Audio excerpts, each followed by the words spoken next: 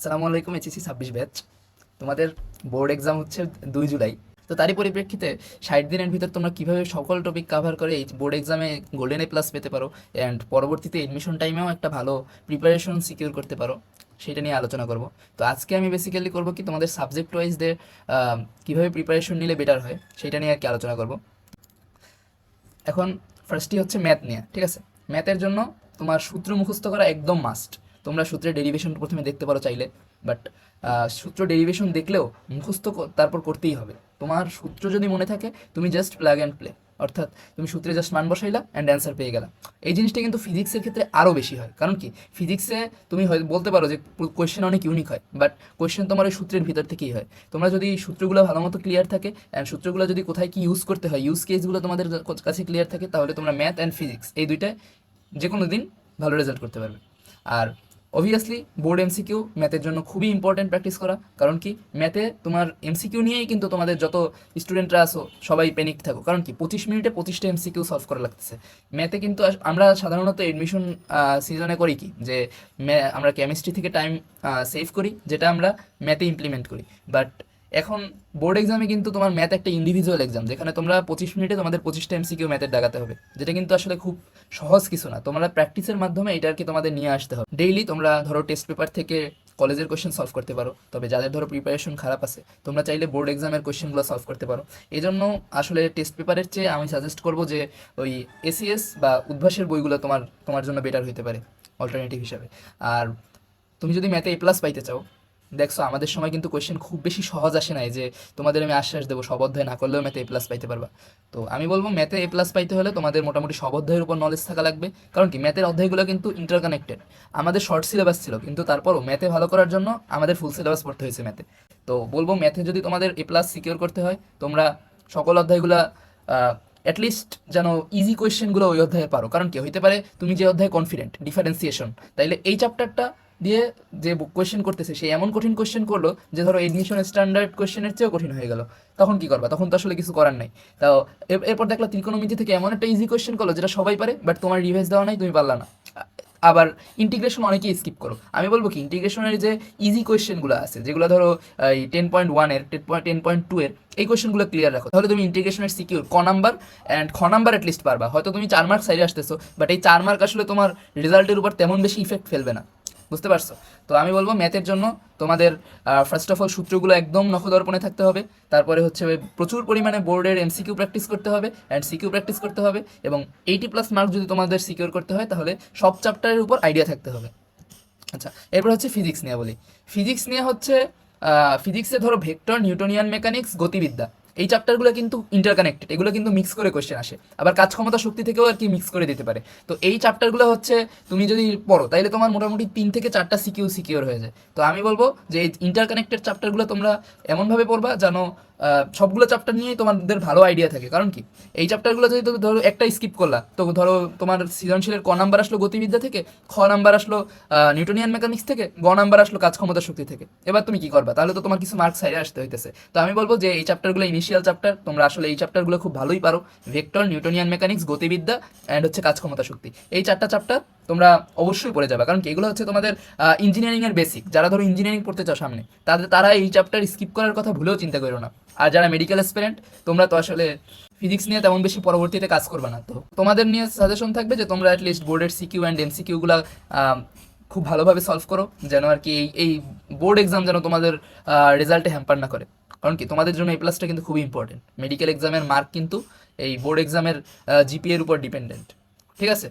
আচ্ছা, এরপর হচ্ছে কি, একটা সূত্রর চার্ট বানানো। আমি প্রত্যেক চ্যাপ্টারের সূত্রগুলো একটি ব্ল্যাঙ্ক পেজে শুরু থেকে শেষ পর্যন্ত লিখে রাখতাম, যার কারণে আমার এটা পরবর্তীতে বোর্ড এক্সাম এবং অ্যাডমিশন এক্সামের আগে রিভাইজ দিতে খুবই ইজি হয়েছে। তো তোমাদের এখনও 60 দিন সময় আছে, 60 দিনের বেশি সময় আছে। তো সাজেশন থাকবে যে তোমরা চ্যাপ্টার বাই চ্যাপ্টার সূত্রের একটা চার্ট তৈরি করার চেষ্টা করো। আচ্ছা, ফিজিক্স নিয়ে আপাতত একটু কি বলি। এরপরে হচ্ছে কেমিস্ট্রি। কেমিস্ট্রি কি, কেমিস্ট্রিতে তোমার 2টা পার্ট, একটা হচ্ছে জৈব রসায়ন, একটা অজৈব রসায়ন। তো কেমিস্ট্রি সেকেন্ড পার্টে কিন্তু জৈব রসায়নই মেইন। জৈব রসায়ন থেকে তোমাদের 3টা সিকিউ আসতে পারে, এবং আর ওই অন্য চ্যাপ্টারের মিক্স করে দিতে পারে। তো জৈব যৌগ স্কিপ করা একটুও ভালো আইডিয়া না।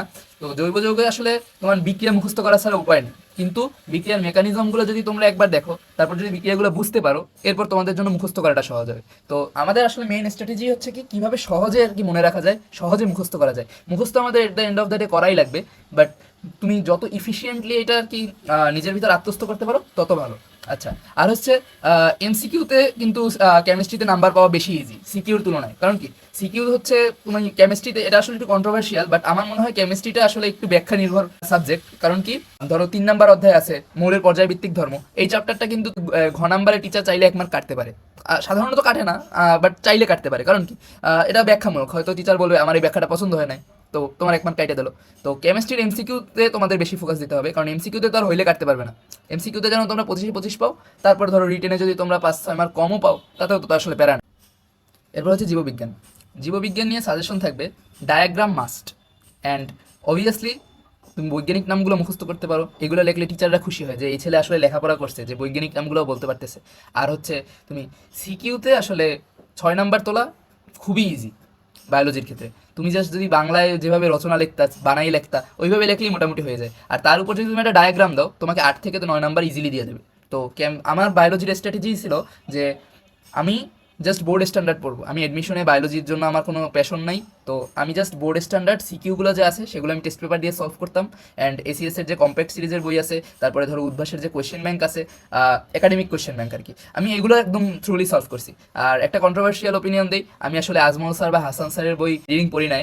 এটা আসলে আমি সাজেস্ট করবো না তোমাদের জুনিয়রদের, বাট আমি আসলে বায়োলজির প্রতি আমার কোনো মানে ভালোবাসাই ছিল না। তারপরে আমি হচ্ছে বোর্ডে বায়োলজিতে 191 মার্ক পাইছি, যেটা কিন্তু আসলে খুবই বেশি মার্ক। এটার মেইন রিজন হচ্ছে আমি টেস্ট পেপার অ্যানালাইসিস করছি, অ্যান্ড যে টপিক থেকে বারবার কোয়েশ্চেন আসে ওই টপিকগুলো ভালোভাবে ক্লিয়ার করে গেছি, যার কারণে আসলে আমার সিকিউ লিখতে তেমন কোনো প্যারাই হয় না। আমার যত মার্ক গেছে সব এমসিকিউতে গেছে, কারণ কি আমি এমসিকিউ তো আমি অত ডিটেলসে পড়ি নাই, লাইন বাই লাইন পড়ি নাই। তো এমসিকিউ আসলে আমি অত বেশি স্ট্রং ছিলাম না, একটু স্ট্রং ছিলাম না টু বি অনেস্ট। তো এই জন্য আর কি আমার মার্ক একটু কম আসছে, তার একটু বেশি আসতে পারতো যদি আমি আর কি আরও ভালোভাবে প্রিপারেশন নিতাম। এরপরে হচ্ছে ইংরেজি। আচ্ছা, ইংরেজি নিয়ে একটা মজার কথা বলি। ইংরেজি এবং বাংলা এই দুইটা সাবজেক্টে টিচাররা আসলে হাতের লেখার উপর ফোকাস দেয়, বুঝছো? মানে তোমার হাতের লেখা যদি সুন্দর থাকে তুমি এটা লেভারেজ পাবা, টিচারের ধরো অফ কর্নার তৈরি হবে তোমার প্রতি। তো আমি বলবো ইংরেজি অ্যান্ড বাংলা এই দুইটা সাবজেক্টের ক্ষেত্রে তোমরা হাতের লেখা যত পারো সুন্দর করার চেষ্টা করবা। আর হাতের লেখা সুন্দর করার চেয়ে ইম্পর্টেন্ট কি, লাইনগুলো যেন সোজা হয় অ্যান্ড প্রেজেন্টেশনটা যেন সুন্দর হয়, এইটা আসলে বেশি ইম্পর্টেন্ট। ইংরেজি যদি তুমি সাবজেক্ট স্পেসিফিক টিপস চাও, সেটা হচ্ছে গ্রামারের রুলসগুলো দেখো, আর previous year question must solve করো। কারণ কি ইংরেজিতে টিচাররা আসলে অত বেশি ইফোর্ট দিতে চায় না কোয়েশ্চেন করার সময়, সেক্ষেত্রে ওরা আগে যে কোয়েশ্চেন আসছে ওইটার ধাঁচেই নতুন একটা কোয়েশ্চেন করার ট্রাই করে, বুঝছো? তাইলে তোমাদের উচিত হবে যে প্রিভিয়াস ইয়ারে বোর্ডে যে কোয়েশ্চেনগুলো আসছে গ্রামার পার্টে, সেগুলো একদম খুবই ভালো মতো পড়া। অ্যান্ড আমি বলবো আমি আসলে এক্সামের আগে ইংলিশ ফার্স্ট পেপারের জন্য সিন প্যাসেজগুলো সবগুলো খুব ভালোভাবে করে গেছিলাম। কারণ কি সিন প্যাসেজগুলো কিন্তু হুবহু আসে, তখন যদি আমি বোর্ড এক্সামের সময় এই টাইমটা সেভ করতে পারি যে আমি আসলে জানি যে সিন প্যাসেজের কোথায় কী আছে। আর হচ্ছে রাইটিংয়ের প্র্যাকটিস করা মাস্ট, এজন্য আসলে মডেল টেস্ট ইম্পর্টেন্ট। কারণ কি মডেল টেস্টে তুমি একটা রাইটিংয়ের প্র্যাকটিস করতে পারো। বাসায় বসে আমি যতই বলি যে একটা সাদা কাগজ নাও, সাদা কাগজে নিয়ে একটা টপিকে লিখতে থাকো, তো এরপর হয়তো তোমার চিন্তা হতে পারে যে এটা ইভ্যালুয়েট করবে কে, টিচার কোথায়, ঠিক আছে? তো আমি বলবো মডেল টেস্ট এক্সাম দাও, এটা খুবই ইম্পর্টেন্ট ইংরেজি এবং বাংলা এই টাইপের সাবজেক্টের জন্য। আচ্ছা, এরপরে হচ্ছে আইসিটি নিয়ে কিছু বলতে চাই। আইসিটিতে আসলে তেমন বেশি প্রেশার নেওয়ার কিছু নাই, তুমি চাইলে 7 দিনের ভিতর সকল চ্যাপ্টার কমপ্লিট করে দিতে পারো। অ্যান্ড আইসিটি এমসিকিউ আসলে বাংলাদেশের পার্সপেক্টিভে খুবই ইজি হয়। তুমি যদি প্রিভিয়াস ইয়ার কোয়েশ্চেনগুলো খুব ভালোভাবে সলভ করো, তাইলে মোটামুটি তোমার আইসিটিতে এমসিকিউতে আসলে প্যারা হয় না। আচ্ছা, আর প্র্যাকটিক্যালে আইসিটির জন্য ইম্পর্টেন্ট, কারণ কি আইসিটির প্র্যাকটিক্যাল হচ্ছে HTML অ্যান্ড সি প্রোগ্রামিং, আর এই টপিকগুলোই কিন্তু তোমাদের সিকিউ লেখা লাগে। তাইলে কি আইসিটির প্র্যাকটিক্যালের বিষয়গুলো তোমাদের খুব ভালোভাবে করা লাগবে। যারা ইঞ্জিনিয়ারিংয়ে আসতে চাইতেছো তাদের আসলে প্রোগ্রামিং না শিখে উপায় নেই। তো আমি বলবো এই যে তোমাদের 5 নম্বর চ্যাপ্টার আছে, এই চ্যাপ্টারটা খুবই ভালো মতো পড়ো। HTML চ্যাপ্টারটাও ইজি আছে, এই চ্যাপ্টারটাও স্কিপ করো না। আর আমি আসলে 1 নম্বর অ্যান্ড 2 নম্বর চ্যাপ্টার, যেটা হচ্ছে ব্যাখ্যামূলক চ্যাপ্টার, এই দুইটা চ্যাপ্টার মোটামুটি স্কিপ করছিলাম। আমি সব অ্যান্সার করছি 3 নম্বর, 4 নম্বর এবং 5 নম্বর চ্যাপ্টার থেকে। আর ওই দুইটা চ্যাপ্টার আমি জাস্ট একবার রিডিং দিছি, ঠিক আছে? আর আরেকটা জিনিস, মাহবুবুর রহমান স্যারের বই বা অন্য যে কোনো স্যারের বই, এক্সটার্নাল বই, এটা কিন্তু ইম্পর্টেন্ট না। আইসিটির জন্য আমি বলবো ফোকাস অন দ্য বোর্ড বুক। টিচাররা কোয়েশ্চেন করার সময় সকল কোয়েশ্চেন তোমাদের বোর্ড বই দিয়ে করবে। তো এই ছিল আজকের মতো তোমাদের সাবজেক্ট ভিত্তিক একটা আলোচনা। তো শুভকামনা তোমাদের জন্য। আমি তোমাদের নাফিস ভাইয়া, এখন বুয়েটের ট্রিপলি ডিপার্টমেন্টে আছি। ধন্যবাদ সবাইকে শেষ পর্যন্ত দেখার জন্য। আল্লাহ হাফেজ।